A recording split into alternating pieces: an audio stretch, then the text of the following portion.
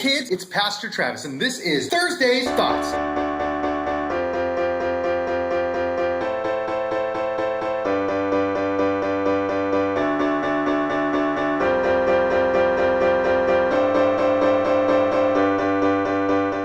Let's see what we got here.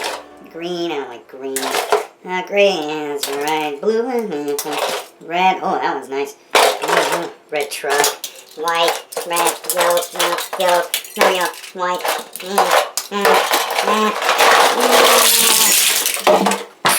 I don't have any toys to play with. Hey kids, how you doing today? I hope you're doing good. Have any of you guys ever felt like that right there? You have all these toys, but you're like, I don't have any toys to play with at all. I got nothing. And you don't realize you have a lot of stuff. In fact, kids nowadays, you have so much more stuff that you end up throwing away than kids in other countries have nowadays. It's amazing how we can just be so excited about something the day that we get it. Oh wow, this is my brand new blue toy. This is my favorite toy. I'm gonna play with this toy today and tomorrow and ever and ever and ever and always. This is the best toy ever. Thank you, thank you, thank you, thank you. And then just a few days later, you're like, this blue toy? I want the red one. The red one is now my favorite. I gotta play with this toy forever and ever and ever and ever and ever and ever. are you guys like that? I know I've been like that before. I've been given some amazing things by God. He has blessed me so many times in my life. And you know what happens is I don't always remember to thank Him. I'm not always grateful to God for what He's given me. And I want more. I'm like, thanks God for this car that you've given me. But I sure would like that car over there. That car is much cooler. Or I would like those clothes. Or I would like that house. Or I would like this, this. It's okay to ask God for stuff. In fact, He even says it in His Word. In Matthew 7:7, He says, keep on asking and you will receive what you ask for. Keep on seeking and you will find. Keep on knocking and the door will be open for you.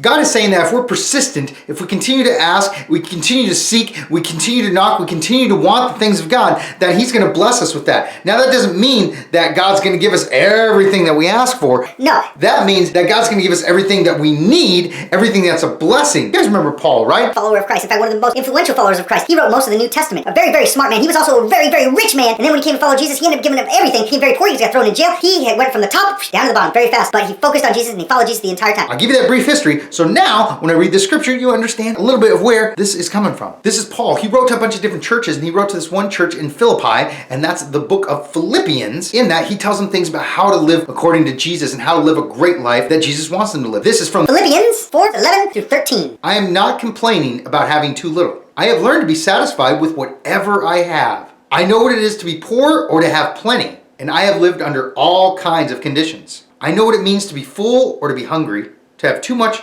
or too little. Christ gives me the strength to face everything. What Paul's saying here is that it doesn't matter how much you have or how little you have. What matters is we have Jesus Christ, because Jesus Christ can give us the strength to do anything, to overcome anything. No matter how great things seem to be or how bad things seem to be, Jesus Christ is there and He gives us the strength. Now, it's not just strength to be able to lift weights. Jesus, give me the strength to lift this 5,000 pounds so I can be so buff.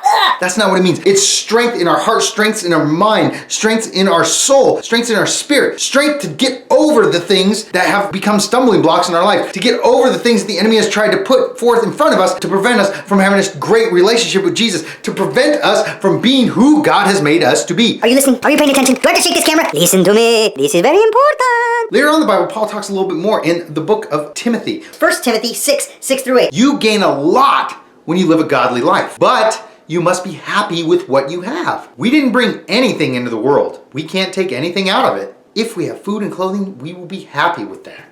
Are we happy with that though? Are we truly happy and content with what God has given us? With shelter, with clothes? Whether they're clothes that somebody else wore and somebody else wore and somebody else wore, but they fit you and they're clean and there's no big holes or anything in it. They're clothes. You have a shelter. Maybe you don't have a mansion. Maybe you have a small little tiny house, a small little apartment. Maybe you have to share your bedroom with 2 or 3 other siblings. You have a roof over your head. You have a home. You have food. Maybe it's not steak every night. Maybe it's not a delicious pizza. Maybe it's vegetables.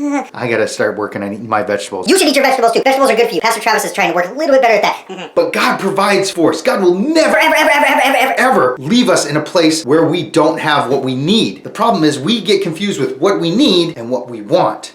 Yes, I want another car. I want a really cool car. I want a nice ride like a Jeep Wrangler with a cool top so I can flow down and my hair can flow in the wind.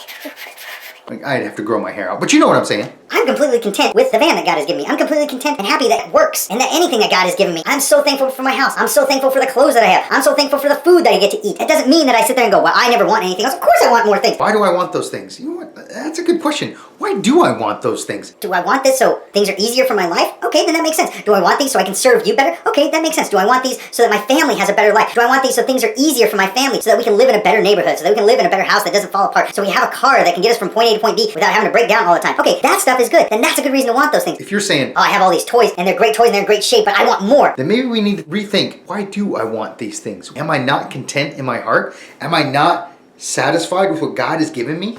I think I may have said this to you guys before, so I want you to remember this. Think about this, put this in your mind, and let it just kind of ooze out into your life. What would happen if tomorrow morning when you woke up, all you had was the things that you thanked God for the day before? What if you went to bed and you just said, thank you for my shoes? And that was all you thanked God for. And the next morning you woke up and all you had were your shoes. You didn't have a house, you didn't have your parents, you didn't have clothes, you didn't have food, you didn't have toys, all you had were shoes. You couldn't live your life in just a pair of shoes, could you? I mean, run around without any clothes on and no shoes. Are you going to eat your shoelaces? That's ridiculous. You can't do that stuff. Now, it doesn't mean that we need to go through each and every detail, every single thing that God has given us, and spend hours and hours and hours writing out a list of everything and thanking God for that. No, what it means is you look around and you go, God, thank you for the blessings in my life. Thank you for what you've done for me. Thank you for what you provided for me. And that includes my friends, my family, my food, my clothes, my house, all that stuff, Lord God. I thank you so much. Thank you for everything that you've provided for me in my life. You do that and you'll learn to be content. You'll go, you know what, God? This is pretty awesome. I could have none of this, but I would still have you. Everything else on top of my relationship with God is like icing on top of a delicious cake.